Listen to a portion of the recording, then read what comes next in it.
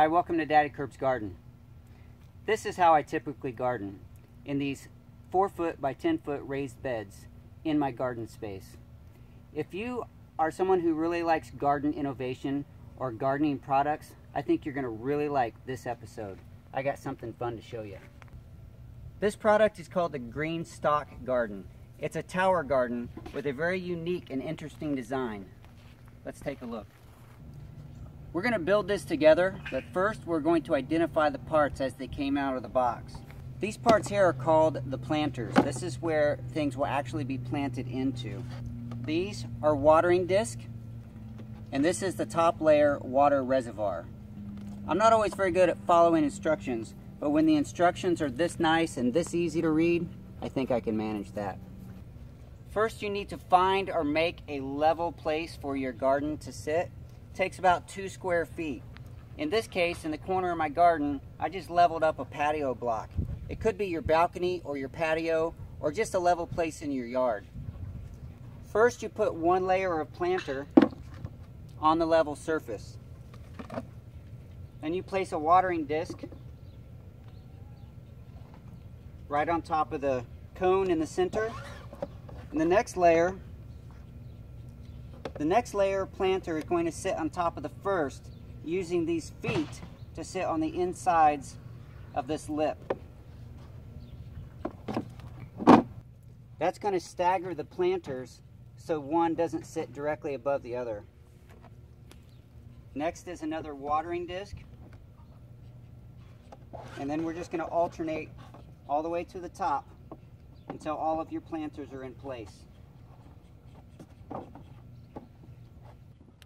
With each layer, just make sure that that foot is sitting on that lip securely and all the way down. Notice each layer of planter has a series of watering holes. Those holes are going to water the layer underneath.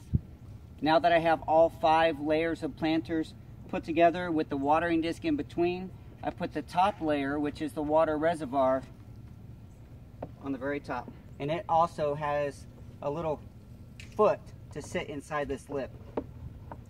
Once everything is in place, this is a very sturdy structure, and if it's level, you should have no issue with it tipping over. Now we're going to take it apart and put it together with soil in it. Now that we've already dry stacked this and we know that it's going to sit well in this location, we're going to fill it up with soil. There is something to consider.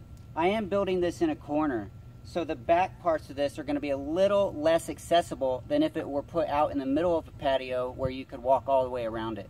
I'm not too concerned because I can reach behind these, or if I have to, I can reach over the fence. So with the bottom layer in place, we're going to start putting my soil mixture in.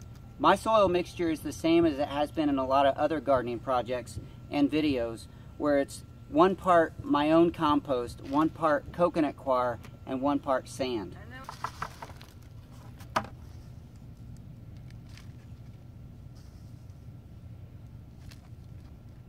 Notice on the watering disc that there are 6 holes. I'm going to position each hole pointing toward one of the planter pockets. Then we're going to place the next planter.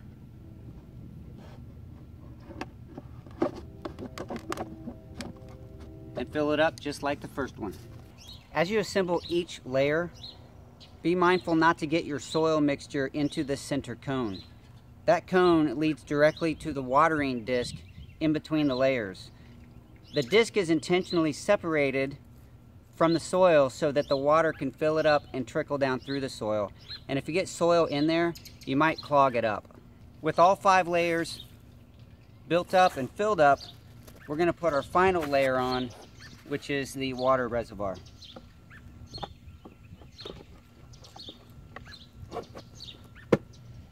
Now it's built and filled up, let's plant it. I just happen to have some seedlings available of some kale and red cabbage. Let's see how they work in this planter. We got a baby kale here. I don't really know what the planting density recommendations are because I didn't look that up. But I'm going to put 1 of these in each pocket for now and just see how that does.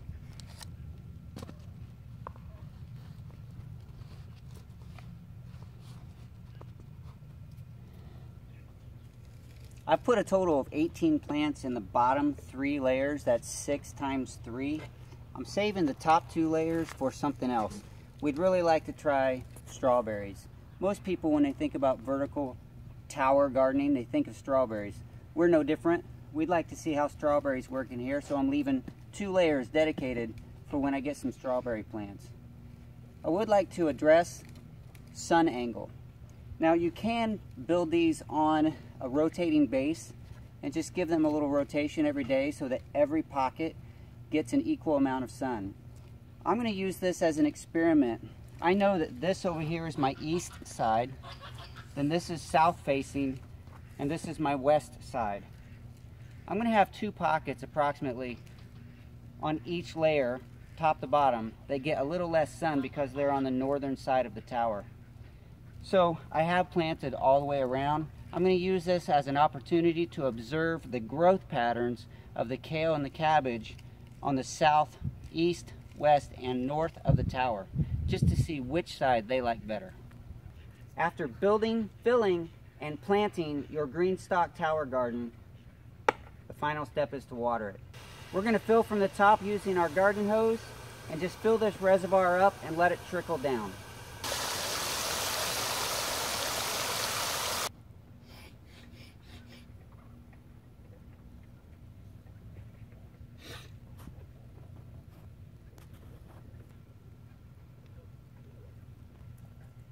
Thank you so much for visiting the Daddykirbs Farm and the Daddykirbs Garden today.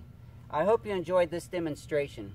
If you have any questions about this gardening system, I encourage you to go to greenstalkgarden.com or go to their Facebook page. Both links will be in the description below. I really appreciate you spending this time with me here in the Daddykirbs Garden. I'll talk to you soon. And that's it. Easy peasy. It all went together. No tools required. And it's a pretty sturdy design once it gets locked together. So now with these nice deep pockets, 6 pockets on each layer, that's 30 deep pockets of growing space, all in just a couple square feet. Really deep pockets. These are the grow pockets.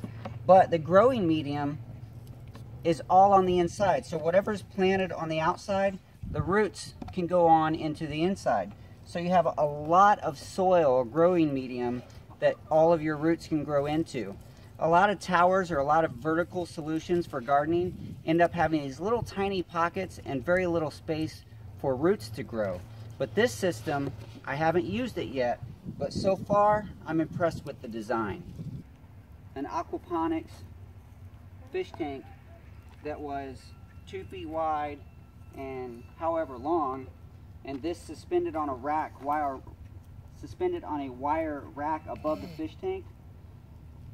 The fish, if you can imagine, like if you had your fish tank that was 20 feet long by 2 feet wide by 3 feet deep, that would hold a lot of fish, and this could be suspended above that, and you could just run a line above, drip down through it, and it would all trickle after being filtered through the planting roots right back into the fish tank.